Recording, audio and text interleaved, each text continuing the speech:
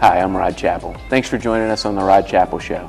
I'm honored today to have a great lawyer from the Mid-Missouri area, Dan Viets.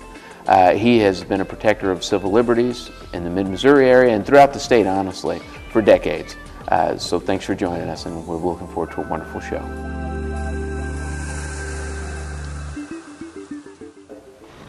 We were talking about the school issue and the relationship between education and prison. Can you share your thoughts on that?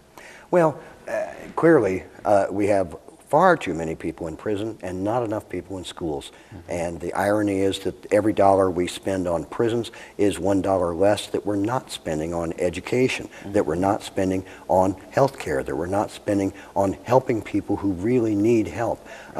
Prisons are the worst squandering of public money around. And even some Republicans are starting to realize that fact. It's very encouraging. There's been, both at the national level and even here in Jefferson City, a recognition in recent years that it is a tremendous waste of public resources to keep people in prison.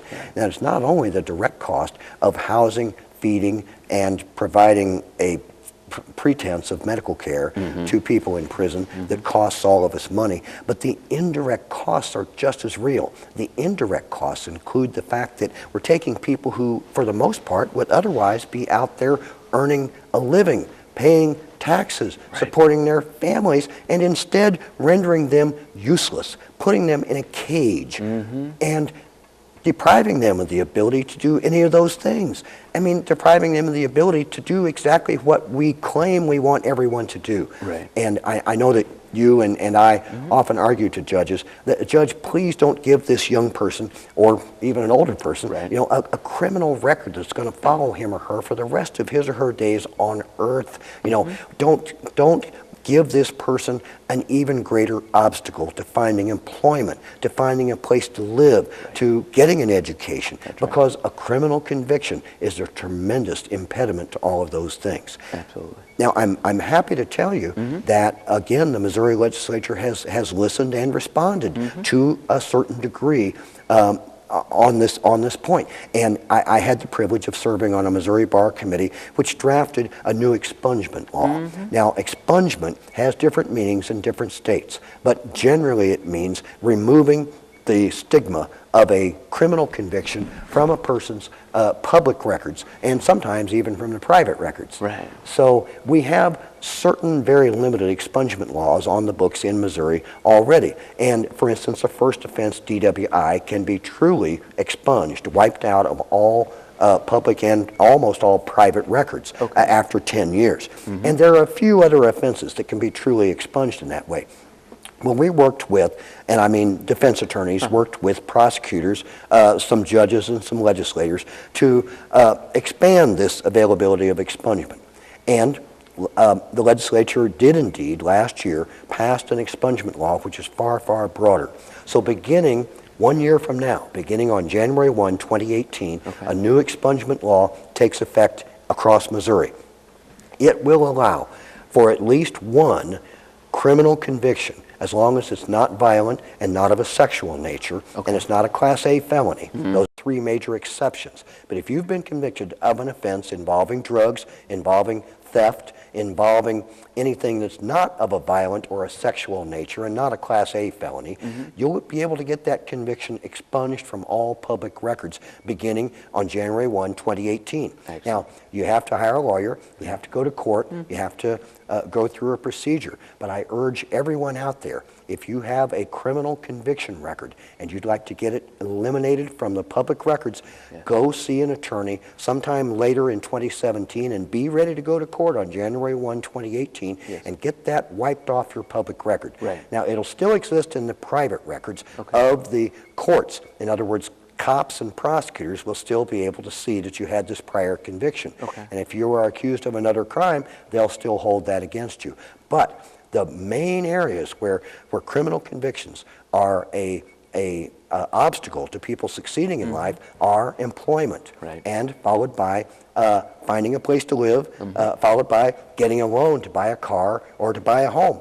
And so those three areas are going to be tremendously improved for people with prior criminal convictions. When they get them expunged, then the employer prospective employer will never see you've ever been convicted. And the law says you can deny that you were ever convicted once you have an expungement. That's great. Secondly, when you go to rent a place to live, that landlord will not find this prior conviction on your record and deny you a place to live. And thirdly, when you go to a bank or a savings and loan and you want to borrow money to buy a car or a home, that lender is not going to know you've ever had trouble with the law. Right. So it's really going to make a very real difference in the quality of life for thousands and thousands of Missourians, and we need to get this message out to people that this new law is going to be available starting January 1 of 2018. That's right. That's exactly right. Because the consequences of a conviction, sometimes they're called collateral consequences, are perverse. Yes. Right? You're almost creating a second class of citizens. Absolutely. That can never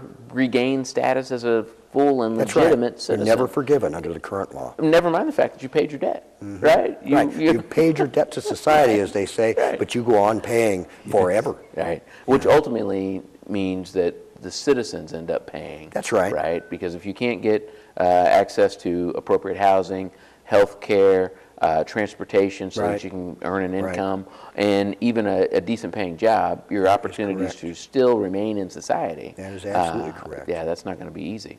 Now let me say that there is a waiting period under this new law, that people have to wait 3 years after they complete their sentence on a misdemeanor, or 7 years after they've completed their sentence or their probation or parole on a felony offense. Right. But again, the vast majority of criminal convictions can be eliminated from public records starting at the beginning of next year. Boy, that'll be great. That'll be great. And we rely on prosecutors so much in our local communities, to charge the crimes that ought to be charged and to not charge folks who, there may be other ways to make amends, right?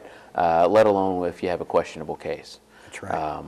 Just because there's been a violation of law does not always mean that the one solution of a conviction is the best way to address it. Prosecutors are sworn not to enforce the law, but to seek justice, and that's a different concept. Right. Prosecutors are not obligated to prosecute every case the police bring to them. Right. They have tremendous prosecutorial discretion. One of the options prosecutors have, every prosecutor has, is the option to defer prosecution, and that's a very important concept. It means that the prosecutor can say to a defendant or to that defendant's lawyer, I will agree to hold off on prosecuting this case. If it's a misdemeanor, typically it's a 1-year deferral. They may require the defendant to meet certain conditions. Often they make the defendant sign an agreement saying, here are the conditions. If you meet these conditions, you will not be prosecuted. If you fail, you will be prosecuted. And typically, number 1, follow the law, stay out of trouble. Number 2, do some community service work. Number 3, get your high school diploma. Things of that nature that people, should do anyway. And so deferred prosecution is an option that prosecutors make very little use of. There are very few prosecutors that respond favorably when we suggest to them that maybe this would be a good case to defer prosecuting. And I think it's primarily that it's just not in their habit. It's just not what they're used to doing. And I've heard some of them say, oh, we don't have the staff to keep track of whether people are doing these things. Well, you could redirect some resources. That's right. That's right. It will save, the entire system saves money when you don't prosecute people. The judges, the courtroom staff, the bailiffs, the probation officers, all those people don't have to waste their time if you don't prosecute people. That's right. That's exactly right. It is very expensive to prosecute people in so many ways. Oh, sure. And never mind, the defendants who find themselves in the crosshairs, right? Yes. Whether innocent or guilty, there's a lot of money that gets poured into making sure that people who don't belong in jail stay out of jail, right? And being innocent's not enough, right? The I didn't do it is not the thing that's going to keep you from getting convicted. Not often. Not often, no. No. Right. Boy. Well, I tell you what, I sure appreciate you taking the time to join us today. Oh, you're welcome. Will you come back again? I would love to. Good. Next time I'd like to talk to you about some of your lobbying work and the legislative work you do. Sure. On behalf of civil liberties, because, I think that that's an important issue for the people. Be very happy to talk about that, Rod. Thank you. Thank you. Thanks for joining us again on the Rod Chappell Show. We want to thank Mr. Viets for taking the time to be with us today. Protecting your civil liberties is something that lots of folks take for granted. It's the most important thing that you can do daily. Voting, paying taxes, and remembering that as a citizen you've got rights and exercising those. Thanks for joining